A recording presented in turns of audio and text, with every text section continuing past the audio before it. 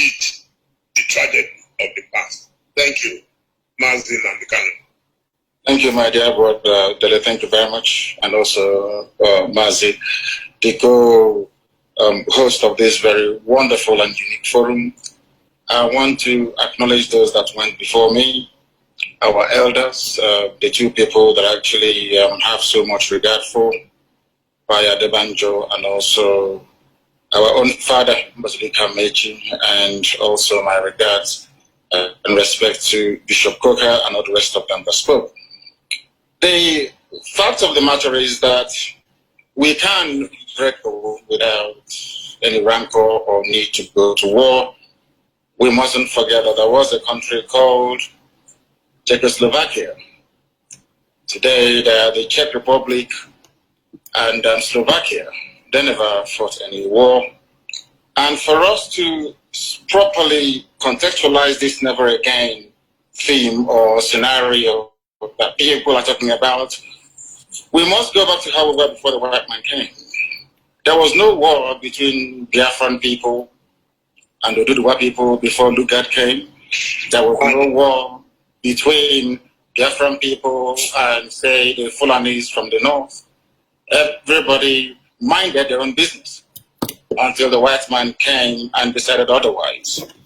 Decided otherwise in such a way that even Igbo land itself is carved up into heaven knows how many states, even some of them in the north, as Christians. My own relatives from a John land that we never fought any war with decided all of a sudden that we are no longer together or should be one as a people. All of these things are the vestiges of colonialism. And I blame it squarely on the shoulders of those that call themselves the founding fathers of Nigeria. And after them, those of them that call themselves rather laughably the elites. You don't have elitism in a place where there is no running water, no good roads, no good schools. Cattle headers are busy slaughtering and massacring people everywhere. And some people have the temerity to come out on national television or on this forum to say they are the elite. Elite of what and for what? What have you accomplished? Absolutely nothing. So all this vacuous elitism makes me very, very sick. I do not subscribe to it. My main point that I want to raise is a brief response to what Tanko Yakasai said a while ago. There seems to be this blame game going on in Nigeria. And as the bishop quite rightly said, it is called, I think in his words, I'm correct, he called it relativism. When a crime is committed by a Fulani, there isn't much who care about it. If some crime is committed by a person or by a Biafran, there seems to be an amplification of the implications of that very crime, regardless of how minuscule or irrelevant it may be in the wider scheme of things. Why am I saying this? You're telling me that you are in a country where the Fulanis have consistently been massacring people on a daily basis. First, they called them terrorists. Then they were called insurgents, and now they're called bandits. But you and I know that in the main, these are Fulani headers killing people. Nobody has ever suggested the designation of Miyetti Allah as a terrorist group. Absolutely not. You live in this sort of, under this climate, such as the atmosphere of impunity and lies. You witness these things every blessed day. And some people will have the guts or the temerity to talk about one Nigeria. Nigeria that came into existence only 60 years ago. How about the ethnic nationalities that existed before Britain was formed? The thing that we keep missing is this. Nobody has the guts to ever interrogate or challenge the deficiencies within Nigeria. And what do I mean by that?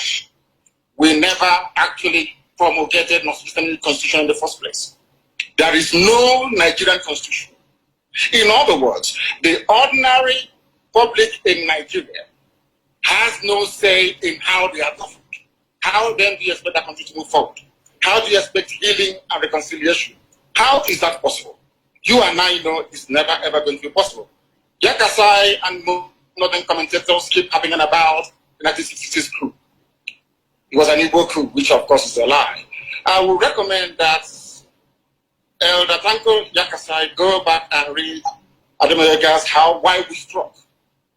One of the people that he mentioned, he wrote a book, Why We Struck. In that very book, it was made explicitly clear that what happened in 1966 was a revolution. And I make bold to say this, without casting any aspersions on degrading anybody, only the South can carry out a revolution. Only the South. Because of how the North is structured. Their mindset, the way they reason, their value system cannot allow them to rise above what I call very primordial religious sentiments to carry out a revolution or a coup against their leaders. What happened in 1966 was a revolution. And in a revolution, there are bound to be casualties. What Yakasai was alluding to is the fact that no Igbo high-ranking politician or army officer was killed in the coup. But the fact of the matter is this. Under Michael Okpara, we had the fastest growing economy in the whole of Africa, if not the whole of the world, 40% every blessed year. How can you kill such a person? The Savannah of Sokoto, Mazi Nnamdi Kanu went to Sandhurst in London to go and give a speech in England, to go and give a speech. In that very speech, when he came into the hall, he segregated all the cadets, all the people actually, the so-called Nigerians at Sandhurst studying to become military officers. He said he wanted to address only the North. Only the North. Go through your history. They talk about history all the time. But these same elites are the same people that connived and conspired to deny us history in our schools. Because they understand the implications. That was what actually led the likes of Mbazuruke to say that these type of people should not be at the helm of affairs in Nigeria. I give it to them in the North. The North was going very well. So Mazi Nnamdi Kanu knew what it was doing. The father knew what he was doing. They all loved their people and they were developing at a very good pace, or should I say rate. But the fact of the matter is that there is nothing called one Nigeria. The sooner we rise up and face this reality better for us, or else our children and our children will be having these discussions in years to come. And that is not the way to go. In Russia, there was a revolution by the Bolsheviks. In France, there was a revolution. In England, there was a revolution. Cromwell cut off the head of King Charles I. Today, you don't hear the royal family saying, oh, people from Cumbria, where Oliver Cromwell comes from, should be denied access to good education because they rose up against the crown. In America, there was a revolution. In every revolution, people are bound to die. If something happened in NSAS, during the NSAS protest, these same people introduced tribe and religion into it. And falsely claimed that those burning down properties out of anger and rage because of the killings at toll gates in Lagos are all Igbo people. The same people talking about one Nigeria to make Nigeria better. How is that possible? When people cannot be honest with themselves. All of you, all of us participating today, we all know that the Constitution is flawed. We know that the 1979 Constitution, or in fact, from 79 to 99, they are all flawed documents. You and I know that. Because it's the turn of your village. You want to rotate the presidency, you want to start eating as other people, you want to start buying houses in Dubai, in the UK, and in America. You say, oh no, it is not in my turn. That is what they are doing. Once you're elected as a senator, as a governor, or whoever you are, you will say to yourself, not in my turn. Let me make that money that others have made before proceeding. You stay in a country, you are in a country where Umar Diko is the most corrupt individual out of Africa. He's a funny man. The families are now enjoying the loot, the money he stole. There was a man called Ibrahim Taher, if you have forgotten. This man burnt Nitel down at Marina after stealing all the money. And we are here pretending that somehow this can be better. It can never, ever be better. There is something called a referendum or a plebiscite. There must be a constitution formulated by the people, and that is the best way to go. Without it, these discussions will continue forever and ever, and Nigeria will remain as poorly and as deprived as it is today. Thank you very much. Thank you, Mazi. Before you go, please, there is a fundamental question that we want you to address, sent in. That have you reduced the entire Fulani to herdsmen who kill Southerners? Is it right? Is it fair to reduce all Fulanis to herdsmen who kill? I am trying to pay them back in their own coin. Ojukwu went to Aburi to negotiate for the same restructuring we are talking about today, going back to the regions. Every Igbo man in the north, every Biafran in the north, and to an extent some Yorubas as well, we attacked rebels, slaughtered and massacred in the north. What are the Fulani leaders doing about this state of insecurity and terrorism in Nigeria? Only the Fulani are responsible for ISIS in West Africa, for Boko Haram, for Ansaru, for all the so-called Fulani headsmen, the bandits that you have in the north. You have Fulani governors paying Fulani people to come to Nigeria to kill.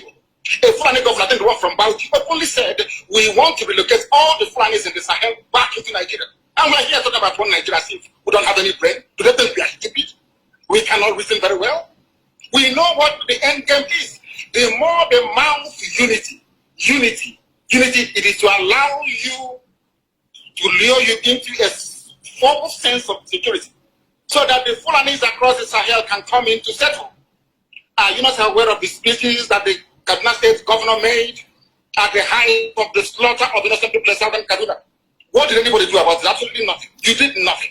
When they hastily tagged IPOB a terrorist group with no evidence, all of you kept quiet. Nobody did anything about it. No. But Miyetti Allah is busy negotiating the bandits, killing and raping people, and everybody's quiet. That is why we are different. And that is why we insist that the Fulanis are in cahoots as to what is happening in the zoo. They want to take over the entire country and make it the home of Fulanis in West Africa. Go and do your research very well, you see it there. And we are not going to allow it. It can't happen. Mazi, more northerners are killed today. More northerners suffer more from banditry than the south. So how do you explain that? In fact, now the cry in the north is that we are insecure. So which negates this theory of thesis that the Fulanis are killing the rest of Nigeria. Who are the people being killed in the north, if I may ask you, please? Dela, my dear brother. Who are the people being killed? Where are the killings happening? They are happening in the Kanu. We saw in Katsina the other day how many students were abducted. We saw in Borno, the most popular one, the Chibok girls. So the north itself is not as if the north is enjoying peace. It is as a consequence of their own action. They underestimated how huge the problem would come in time to come. They fed this little python, they kept feeding it, and one day the python turned around and started swallowing all of them. That's what they did. It is a consequence of terrorism. That is what actually happened. Once you spend years and years and years nursing and feeding terrorism, at a time it will come back to consume you. It is a natural consequence. It is a natural order. That is what they are suffering from. The true intent, the reason why they formed all these groups was to harass Jonathan out of office. That is a known fact. Nobody's trying that. They connived with Obama and all the rest of them. They planned perfectly to say that Jonathan was incapable of handling this situation in Nigeria. So a general has to come in. Tinubu, on his part, promoted that very false narrative. Only a general can save them. Because we are impervious to all the indices that leads to and sustains terrorism. And today we have it. In Afghanistan, it's the same. Afghan people, I wouldn't say that the Taliban is a terrorist movement, of course, there's as such. But look at the Taliban in Afghanistan. They started by killing occupying forces. And after a while, today, you have Afghans killing fellow Afghans. As a consequence of the climate of terrorism, that is what happens all over the world. What is consuming the North today was what they themselves created. But some of us are too scared to speak the truth. Who brought terrorism into Nigeria? Let's be honest. El Rufai said it. We are paying bandits in Kaduna to stop killing people. Who brought them in? They did. A Fulani governor of Bauchi State said, we are seeking to resettle Fulanis into, are we deaf and dumb and so stupid we cannot reason properly? We are here talking about the niceties of constitutional change and reform and all the rest of it. They are not willing to do it. They understand the implications.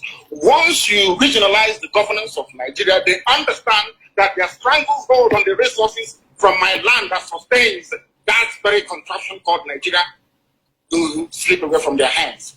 And they do not want it. My anger is reserved for those who are complicit in the mess called Nigeria.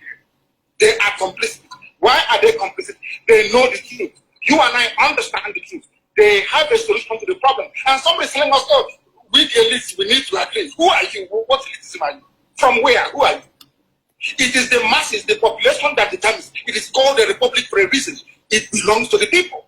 The people will rise and determine how they should be governed. Not a few who spent forces somewhere in Abuja discussing the fate of millions upon millions of people.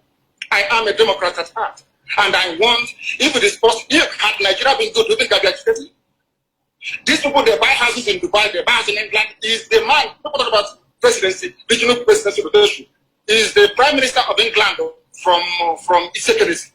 Is the Prime Minister of England, is he an Urugu man? But you prefer to buy houses in England. You go to Dubai, is the Crown Prince of Dubai, or whoever is ruling Dubai, are they from your village? Are they from your village? But you will prefer to go and buy houses in Dubai than to buy a house, let's say, in Belgium. But you are in one Nigeria. Mazi, thank you so much for your contributions. We hope maybe you and I would have a direct conversation again very soon, if you agree, and then we can continue. Thank you so much. Thank you. Thank you very much. Thank you. Well,